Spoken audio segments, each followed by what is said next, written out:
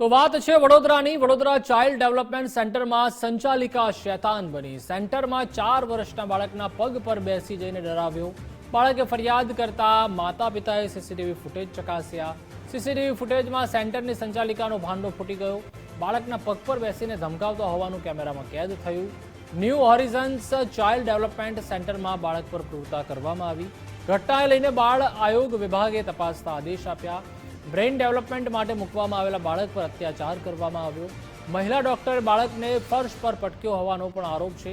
Doctor Meera અને સહાયક પૂજા સામે જુવેનાઇલની કલમ 75 હેઠળ ગુનો નોંધવામાં આવ્યો.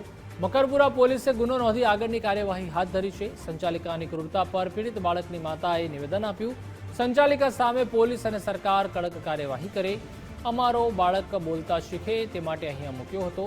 સેન્ટરના ડોક્ટર મીરાએ મારા બાળકને નીચે પટક્યું, મારા બાળકના પગ પર બેસીને ધમકાવ્યો. મકરપુરા પોલીસ સ્ટેશનમાં ફરિયાદ નોંધાવી છે તેવું માતાએ જણાવ્યું.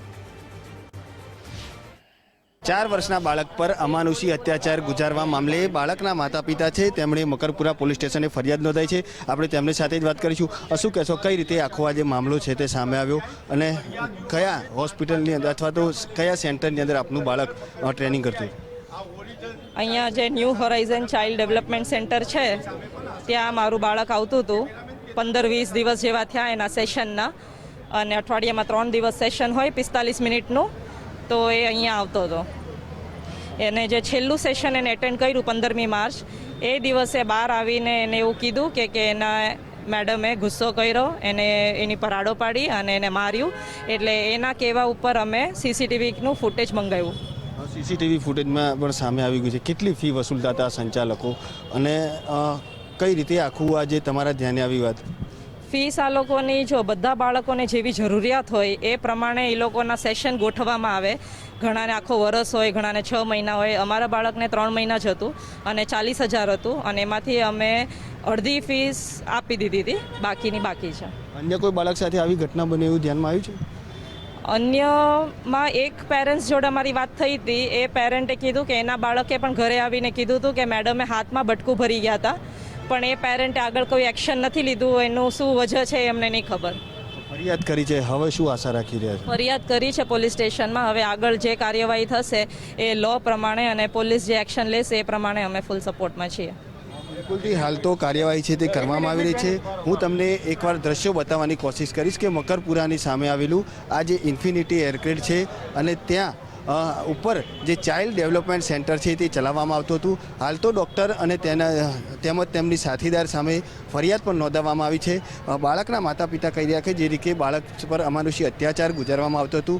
સીસીટીવી પણ સામે આવ્યા છે, એટલે ચોક્કસથી પોલીસ પણ આ દિશામાં તપાસ કરી રહી છે. જોકે બાળકના માતા પિતાએ હાલ મકરપુરા પોલીસ સ્ટેશને ફરિયાદ પણ નોંધાવી છે. કેમેરામેન ડીકે સોલંકી સાથે અલ્પેશ સુથાર, ગુજરાત ફર્સ્ટ, વડોદરા. તો વડોદરામાં જે રીતે ચાઇલ્ડ ડેવલપમેન્ટ સેન્ટર પર માસૂમ પર અત્યાચાર કરવામાં આવ્યો, તેમાં સેન્ટરમાં 4 વર્ષના બાળકને સંચાલિકાએ ધમકાવ્યો હતો. બાળક પર અત્યાચાર મુદ્દે એસીપી પ્રણવ કટારિયાએ નિવેદન આપતા કહ્યું કે 29 માર્ચે મકરપુરા પોલીસ સ્ટેશનમાં ફરિયાદ દાખલ કરાઈ છે. ડોક્ટર અને સહાયિકાએ અમાનવીય વ્યવહાર કર્યાની ફરિયાદ થઈ છે. 15 માર્ચની ઘટના છે. 27 માર્ચે સીસીટીવી સામે આવ્યા. ડોક્ટર મીરા મેડમ અને તેમના આસિસ્ટન્ટ પૂજા મેડમ, એ બંને એમના દીકરા સાથે અમાનવીય વર્તન કરેલું. એને ખૂણામાં બેસાડીને એના પગ ઉપર પગ ચડાવીને ધમકાવીને એની સાથે આ પ્રકારે અમાનવીય વ્યવહાર કરેલું. એ બાબતે તેમણે રજૂઆત કરતા આ બનાવ સમગ્ર 15 માર્ચનો છે. ત્યારબાદ તેમણે સીસીટીવી જોવાની માંગણી કરતા આ સીસીટીવી એમણે 27 માર્ચના રોજ જોઈ અને ત્યારબાદ પોલીસ સ્ટેશન આવતા 29 માર્ચના રોજ એમની ફરિયાદ લેવામાં આવેલી છે. આ ફરિયાદ ભારતીય ન્યાય સંહિતાની કલમ 115(2) અને 54 તથા જુવેનાઇલ જસ્ટિસ એક્ટની કલમ 75 મુજબ દાખલ કરવામાં આવેલી છે.